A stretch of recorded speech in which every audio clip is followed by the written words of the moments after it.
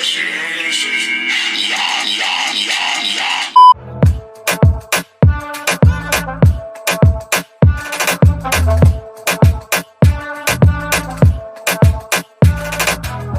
guys, it's me again. I hope you're all well. Welcome back to my channel. As you can tell by the title, today's video is all about how you guys can implement small, easy little habits into your daily routine to achieve your goals and become successful. Now, when I say become successful, I'm not trying to say become a millionaire or the next Warren Buffett or Jeff Bezos. What I'm trying to say is you will become successful according to your own goals. Being successful is being able to achieve the goals you guys set out for yourself. Before we get started, don't forget to smash that subscribe button down below to keep up to date with all my videos because I post weekly. Also, as I'm sure you guys know, I started a new series on my channel called Cocktails with Buddy. I'll link it up there.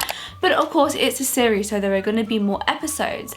And I'm going to drop the next episode as soon as I hit 2,000 subscribers. So make sure you click that subscribe button down below so that I can drop the next video. So without further ado, let's just jump right in. Number 1, wake up early. Now, I'm sure many of us have heard the saying that early bird catches the worm, but how many of us can actually say we pay attention to that? Not many of us. Think of it like this. Starting your day late means you've got less hours to be productive.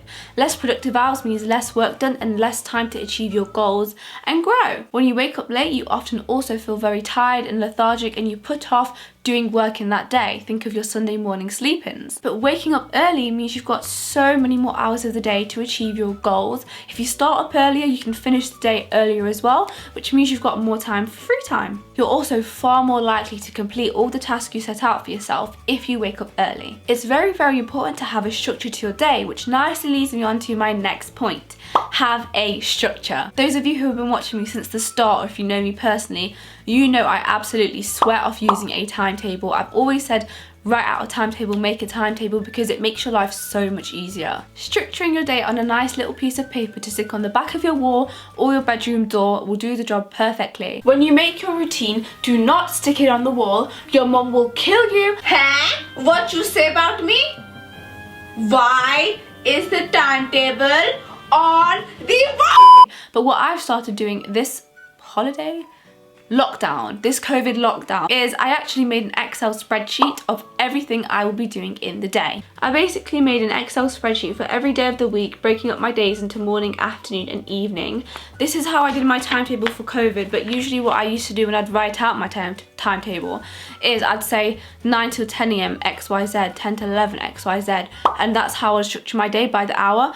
But I found that, like, as I kind of got older, I stopped sort of adhering to my timetable when I was structure it to the T. If you have a brief idea, you kind of know what you need to do by the morning, what you need to do by the afternoon and by the evening, or if you just want to say Mondays I want to do this, Tuesdays this, etc. That's also fine, but it's very important to have a structure to your day. During the start of the COVID lockdown, I found myself being quite frustrated with the fact that I wasn't being productive, I was wasting a lot of time. And yes, it's fine to just chill out and stuff, but I just found myself not being very productive at all. So I sort of came up with this new concept that I've basically tried to live by, which is 10 hours of productivity a day. Now, productivity doesn't just mean doing work stuff, it doesn't just mean doing school stuff, it doesn't just mean doing university stuff. 10 hours of productivity means 10 hours of keeping your mind busy. For example, for me, that could be 3 hours of school revision work, then 2 hours of filming and editing, and then let's say 3 hours of uni work, and then let's say 2 hours of exercise.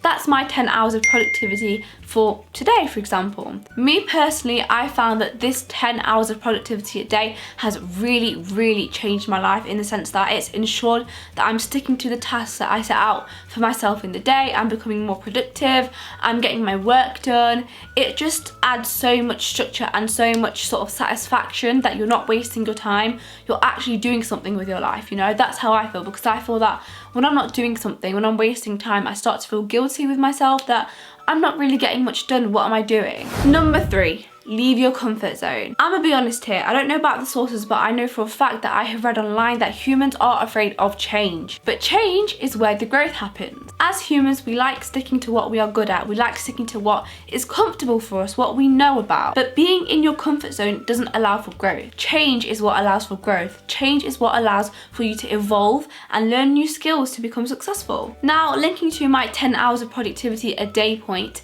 make sure you are constantly evolving and doing things to evolve, to change. Educate yourself. Now, when I say educate yourself, I don't literally mean book smart, go to school, go to uni, get your grades.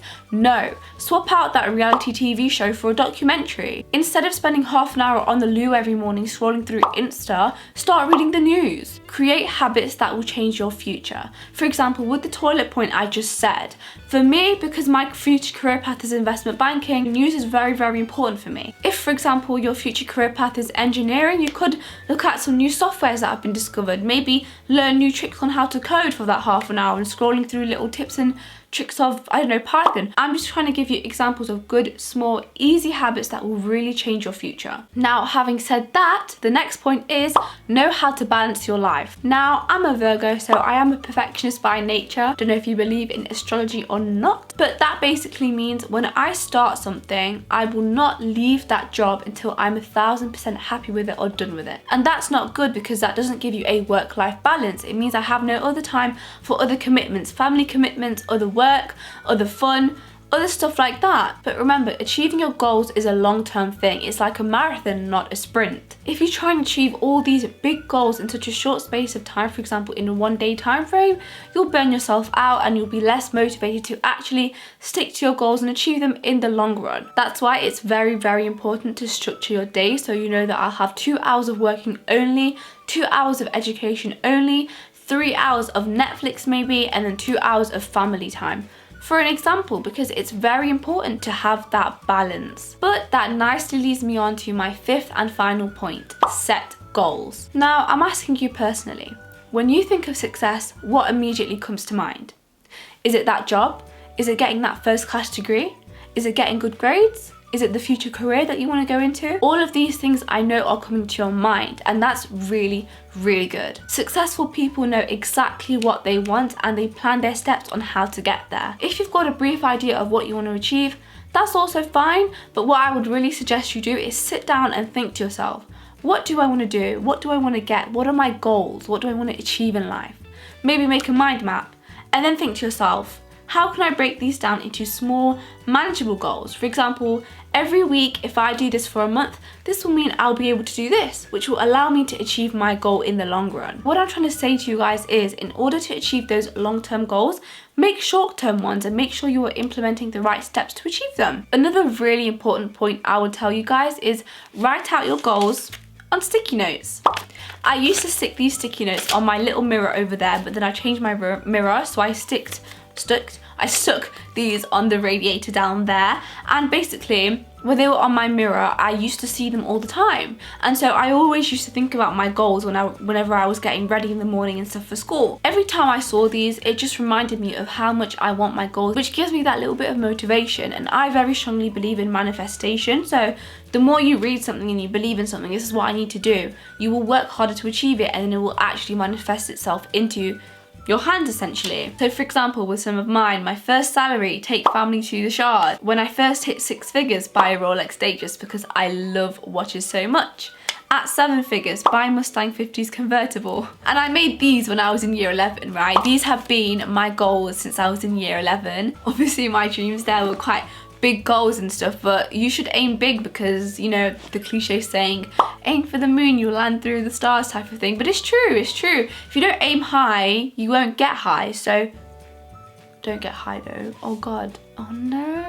If you don't aim high, you won't achieve as high as you can. But obviously make stuff that you know you can achieve if you work hard. So yeah guys, that is it for today's video. I really hope you enjoyed it. If you did, be sure to leave a huge thumbs up and smash that subscribe button down below to see me weekly. Comment down below also what you would like to see next, and make sure you get me to 2,000 subscribers. See you next time, bye.